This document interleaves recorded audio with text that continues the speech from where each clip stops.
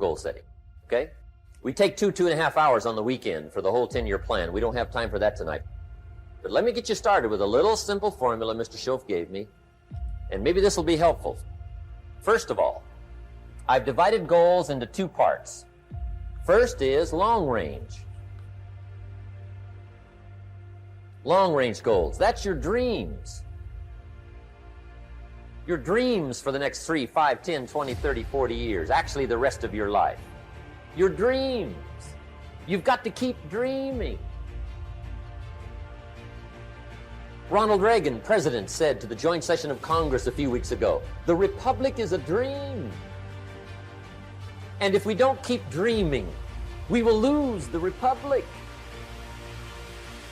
Your better future is a dream for yourself and for your family. Where do you want to go? What do you want to do? What do you want to be? What do you want to see? You've got to dream dreams, right? Not being on time is acceptable probably, to a lot of people, but some, it's going to cost you. Now, the mind must be nourished. It's got to have good food. Food for thought. Bread for the head, we call it. Yes, you need a slice of toast in the morning, right, for your body, but you need a slice of cassette. A slice of cassette you put in the car system and listen and listen. Let something feed your mind. Stand guard at the door of your mind. Don't just listen to anything and everything. Make sure that you're your own best filter of what goes into your mental factory and spins out the fabric of your life and future. Stand guard at the door of your mind. Spend time. Be a selective listener. But you got to have a good diet, a good mental diet. When you walk into a home and walk into the pantry of the kitchen, you take a look, what's in there. This family's either going to be healthy or it isn't going to be healthy. A lot depends on what's in the cupboard. What you bring home, right, from the grocery store that you feast on for the body. It's not about the competition of knowledge.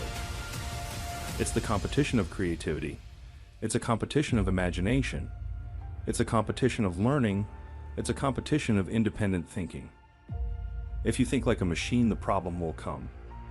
In the past 20 years, we make people like a machine.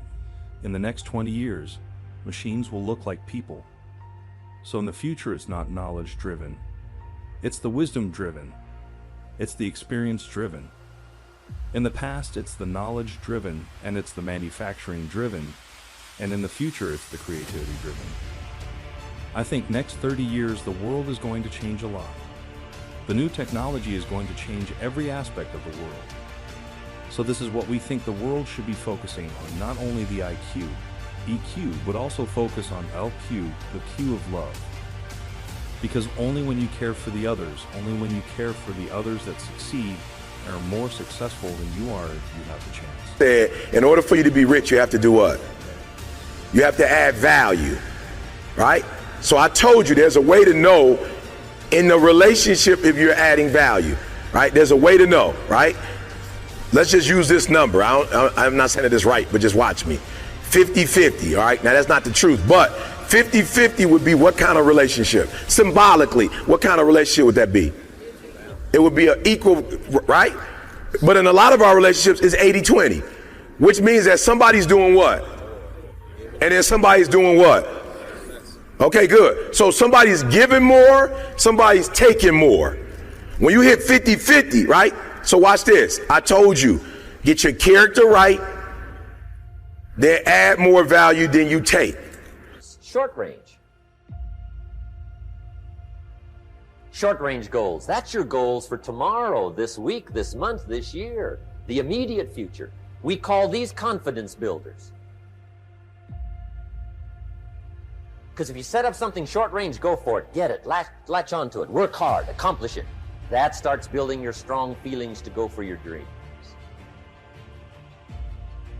Now, I've divided goals into 3 categories. Here they are. Number 1 is economic. That's your goals for money, income, business, profits, production. Economics. Make sure you've got your economics well planned. Economics plays a major role in everybody's life. Economics is major, which means it ought to be meticulously well planned for tomorrow, this week, this month, this year, long range. Good times create weak people. Weak people create bad times. Bad times create strong people. Strong people create good times. My whole thing is leaders anticipate, losers react. If you can anticipate what's coming, you can really take advantage. If you wait till it hits you, you're in trouble. The biggest problem people have is they think they're not supposed to have any problems are the fuel for growth. It's like you don't have any problems. You're either a liar or you might call them challenges. It feels better. I understand that anybody doesn't have problems. These either totally asleep with the wheel or they don't have much of any kind of life. Commitment to becoming excellent in your chosen field is an indispensable prerequisite for success, that if you are not good at what you do, you haven't got a chance in our competitive society unless you win the lottery. And only the top 5 or 10% are excellent. You must commit yourself to excellence. You must commit yourself to becoming the best. And the wonderful thing is that excellence is a journey. It's not a destination. You never get there. Complacency and satisfaction are the key enemies of excellence. But once you commit yourself to becoming excellent, the whole world opens up for you. A very important point of excellence is this means simply this: do your best every time out and always strive to do it better. Excellence yields opportunities, because when you become good, you open up. It's almost like the Red Sea of opportunity opens up in front of you. When you become excellent, you come to the attention of people, and people try to get you, and they give you more responsibilities and more opportunities. You see, when we do something well, it gives us a feeling of self-esteem and pride. We feel like a winner. But if we do things in an average way, it doesn't give us anything. Now here's the simple formula for setting goals. It goes like this. A, work on your goals. That's step 1. Work on them. And I put the word work there deliberately. Setting goals is plain hard work. I don't want to kid you. We haven't come here tonight to kid each other. It's work. I know it's work. That's why a lot of people just let it slide. It's work.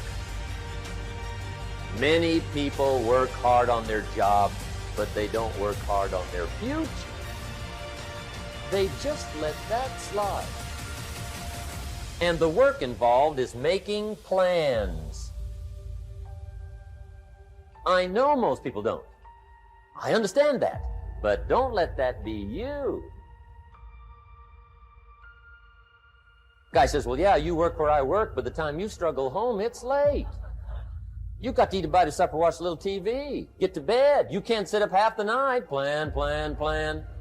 And the guys be fine. Young people, a lot of young people lose hope, lose vision, and start to complain. We also have the same problem. It's not a good feeling being rejected by so many people. We also depressed, but at least later we find that the world has a lot of opportunities. How you see the world, how you catch the opportunity,